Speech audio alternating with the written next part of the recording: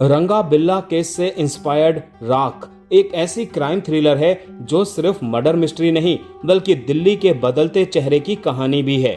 अली फजल, सोनाली बेंद्रे की दमदार एक्टिंग और बेहतरीन डायरेक्शन के साथ ये सीरीज अंत तक बेचैन रखती है।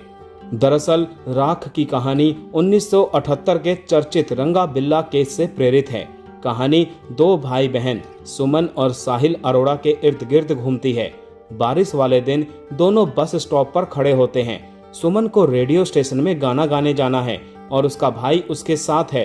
तभी एक फिएट कार में बैठे दो अजनबी उन्हें लिफ्ट ऑफर करते हैं और बच्चे उनकी बात को मान लेते हैं और फिर कभी घर नहीं लौटते। इसके बाद शुरू होती है एक ऐसी जांच जो सिर्फ किडनैपिंग केस नहीं रहती बल्कि देश को हिला देने वाले हत्याकांड में बदल जाती है।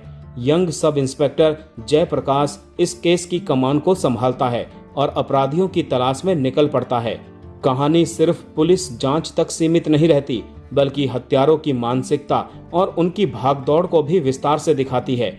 इस दमदार स्टोरी लाइन को अपने अंदर समेटे हुए इस सीरीज ने क्या कमाल दिखाया है, आइए आपको बताते हैं हमारे रिव्यू में। इस सीरीज का सबसे बड़ा प्लस पॉइंट इसका स्क्रीन प्ले है।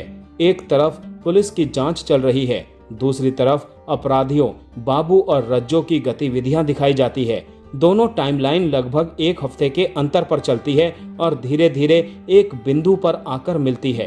हर एपिसोड को अलग चैप्टर की तरह पेश किया गया है। गुमशुदा, जानवर जैसे टाइटल कहानी के मूड को और मजबूत बनाते हैं। हालांकि कुछ जगहों पर एपिसोड थोड़े लंबे महसूस होते हैं, लेकिन रहस्य और तनाव इतना मजबूत है कि दर्शक जुड़े रहते हैं। पाताल लोक फेम डायरेक्टर प्रोसीत रॉय ने यहाँ भी कमाल का काम किया है। उन्होंने 70 के दशक की दिल्ली को बेहद वास्तविक तरीके से स्क्रीन पर उतारा है।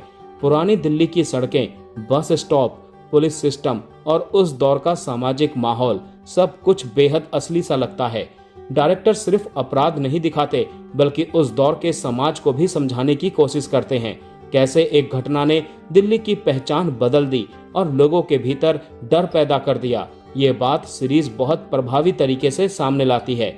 कई सीन इतने असहज और डरावने हैं कि लंबे समय तक दिमाग से नहीं निकलते। ये सीरीज मनोरंजन से ज्यादा आपको झकझोरने का काम करती है।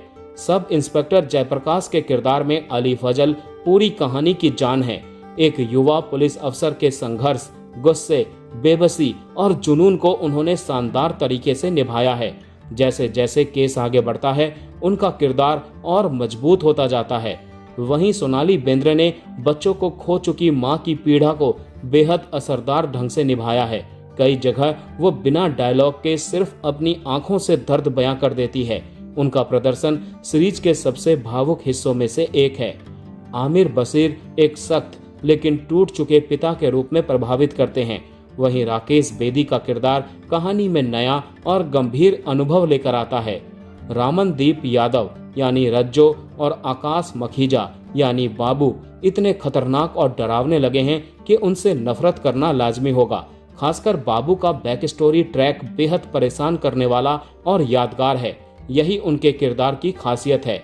राख सिर्फ एक क्राइम स्टोरी नहीं है, यह उस दिल्ली की कहानी भी है जो धीरे धीरे बदल रही थी। एक ऐसा समय जब लोग अजनबियों पर भरोसा कर लेते थे, बच्चों का अकेले आना जाना सामान्य बात थी और शहर में आज जैसी दहशत नहीं थी। सीरीज दिखाती है कि कैसे एक भयानक अपराध ने पूरे शहर की सोच बदल दी। आज जो दिल्ली से डर वाली छवि है उसकी जड़ें कहीं ना कहीं इसी घटना तक जाती हैं। सीरीज का सबसे बड़ा नेगेटिव पॉइंट इसकी लंबाई है। कुछ हिस्सों को थोड़ा छोटा किया जा सकता था। 8 एपिसोड की बजाय 6 एपिसोड में भी कहानी उतनी ही प्रभावशाली लग सकती थी। कुछ जगह गति धीमी महसूस होती है, लेकिन अच्छी बात यह है कि कहानी कभी भी अपना असर नहीं छोड़ती।